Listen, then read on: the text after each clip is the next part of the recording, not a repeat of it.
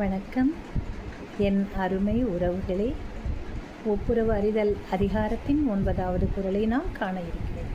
ஒப்புரவு என்று சொல்லக்கூடியது ஒற்றை சொல் அல்ல, அது பலவிதமான பண்புகளையும் தன்னுள்ளே அடக்கியிருக்கிறது.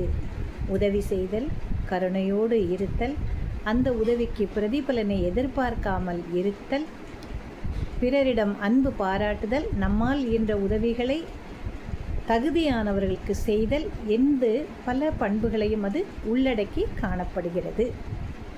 அப்போ இந்த குறள் என்ன சொல்ல வருகிறது? நயனுடையான் நல்கூர்ந்தான் ஆதல் செய்யும் நீர செய்யாத மைகல்லாறு. நயனுடையான் நல்கூர்ந்தான் ஆதல் செய்யும் நீர செய்யாத அமைகளாவாறு. ஒப்புரவு என்று சொல்லக்கூடிய நல்ல பண்புகளை தன்னகத்தே கொண்ட ஒரு சிறந்த மனிதன்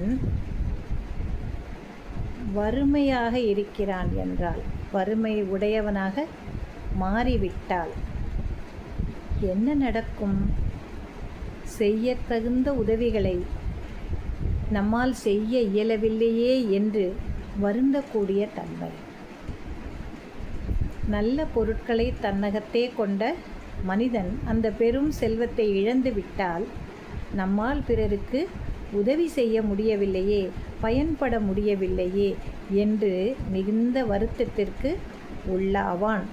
அது அந்த ஒரு தன்மைக்கு ஒப்பாகும். அவனிடம் செல்வம் நீங்குது என்னாலே அது அவனுடைய வருத்தத்தை மேலும் அதிகரிக்கும் என்று இந்த திருக்குறள் நமக்கு கூறுகிறது. நாளை அடுத்த குறளில் உங்களை நான் மீண்டும் சந்திக்கிறேன். நன்றியுடன் இன்று விடைபெறுகிறேன். வணக்கம்.